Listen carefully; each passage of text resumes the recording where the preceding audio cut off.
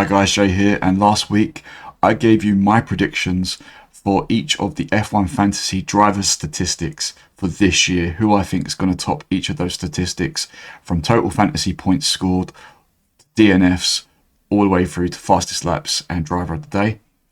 I highly recommend you check that video out first, because in this video we're going to be doing the constructors, and obviously that video has some bearing on my decision for this video. If you've watched that video already, let's get into it, starting with the total fantasy points scored. Okay guys, so last year it went McLaren, Red Bull Racing, Ferrari, Mercedes, Aston Martin, HAAS. This year I'm going with Ferrari. I'm thinking Ferrari are going to bring a car like they did at the start of 2022, a dominant car, but they must make sure they don't make the same mistakes like they did that year, for example in Monaco, strategic mistakes. So that's my train of thought. I'm going with Ferrari. I'm thinking a brand, they're changing their car 99% apparently, and I'm thinking they're going to bring a beast of a car like 2022, but they have to make sure they don't make the same mistakes. So I think Ferrari will just tip the Constructors Championship at the end of the season. I hope I'm wrong. I want McLaren to win, but I think this could be Ferrari's year. You know, they've got a strong lineup in Leclerc and Hamilton. They've just hired Zhou Guanyu as a reserve driver, and I do think Zhou Guanyu has potential. Unfortunately, he was in that Sauber the last few years, so we couldn't fully see it. But that's my train of thought. Ferrari are going to tip it this year, but it's going to be very close. Okay, valuation changes. Last year, Ferrari, HAAS F1, Mercedes, RB, McLaren, Alpine. This one was a little bit more tricky, but I think Ferrari are going to just, I think they're going to tip this again. I was considering Mercedes, but I can't make up my mind on Antonelli. I think he's going to have like a 50-50 season. I did also think about McLaren, but I don't think Piastri's quite there just yet. I think it's going to be a four-way battle this year between Verstappen, Leclerc, Hamilton, and Norris. And so when weighing it all out, I do think Ferrari could have the higher valuation changes. I'm not sure how much I think Hamilton's going to start at.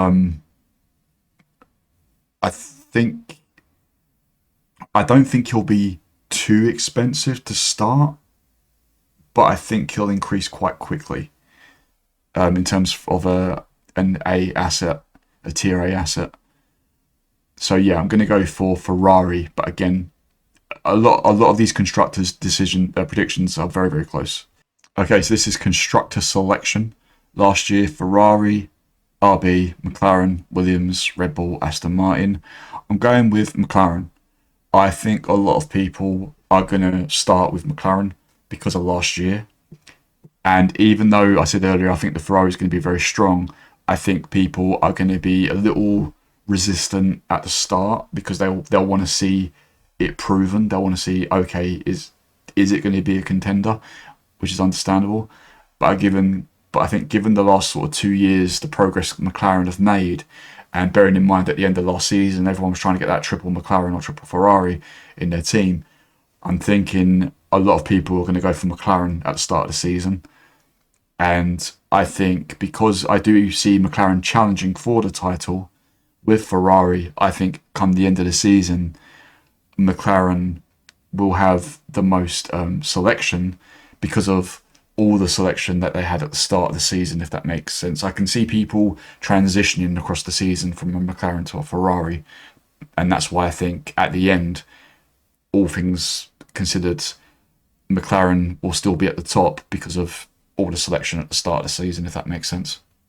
So yeah, I'm going to go for McLaren on this one. So value for money for the constructors last season was Ferrari, McLaren, Red Bull Racing, Mercedes, HAAS F1, Aston Martin. I have struggled with this one. I'll be honest, I'm struggling with this one. I'm going back and forth between Ferrari and McLaren mainly. I did also consider Red Bull and Mercedes. But again, it comes down to if I put Hamilton and Leclerc versus Norris and Piastri, it's Piastri. I I think he's going to be slightly off the pace, just slightly. And that's why I think, again, Ferrari will just tip this in terms of value for money. If Ferrari still had Sainz in their team, if it was Leclerc and Sainz, I'd probably go McLaren maybe. But again, I'm thinking in terms of the drivers, Leclerc and Hamilton v Piastri and Norris, I would weigh that Ferrari would have the better value for money, but only slightly. Very, very slightly. Okay, overtakes. HAAS F1 team, Mercedes, Aston Martin, Red Bull Racing, Alpine, RB. Again, I've struggled with this one. Originally, I was going to go with HAAS, Esteban Ocon and Ollie Behrman, because I do see them getting overtakes. But again, I also considered Mercedes. It's whether Antonelli's going to have a good season or not.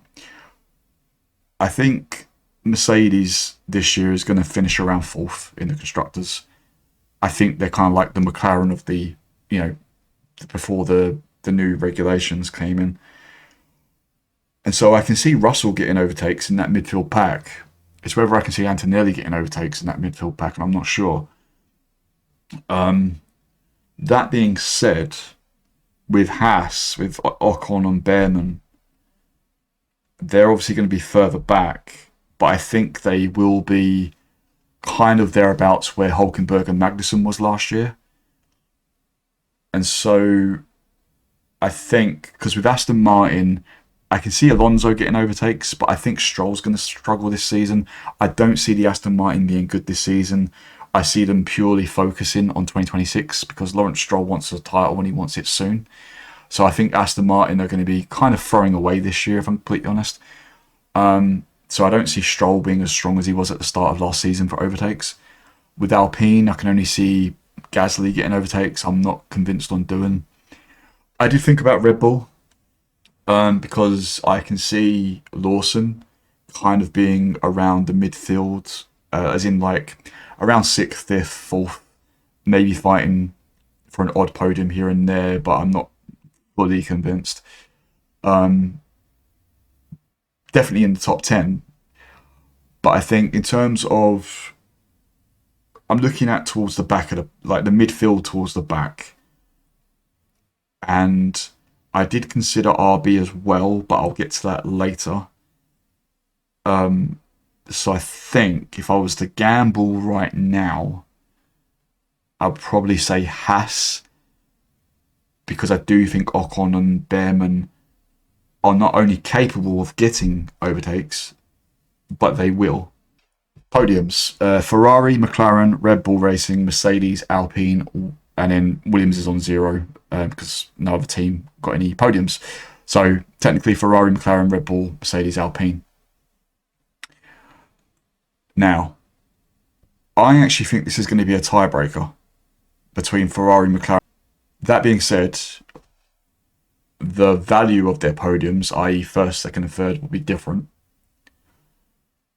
And going by that and going by who I think will top this this statistic first, I'm going to go Ferrari. I think Ferrari will be at the top of this statistic to begin with, and I think they'll end at the top of this statistic.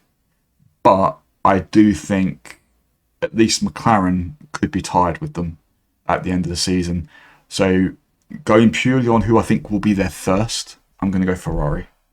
Top 10 finishes: McLaren, Mercedes, Ferrari, Red Bull Racing, Aston Martin, HAAS F1, Alpine. Now, my pick for this, again, very tight. I sound like a broken record, but I am going for Ferrari. There's only one thing. Again, it comes back to providing they don't make mistakes they made back in 2022. That, and providing they also don't have any technical issues. I can't deny, I'm in the back of my head right now, I am thinking, should I go McLaren?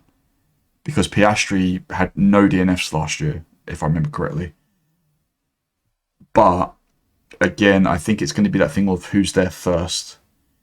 And I think in terms of positioning, first to 10th, Ferrari will have higher positioning on average within the top 10. And that's why I'm going to go Ferrari. So this is DNFs. Got Williams, Alpine, RB, Red Bull Racing, Sauber, Aston Martin. I don't want to say this, but I'm going to go with RB.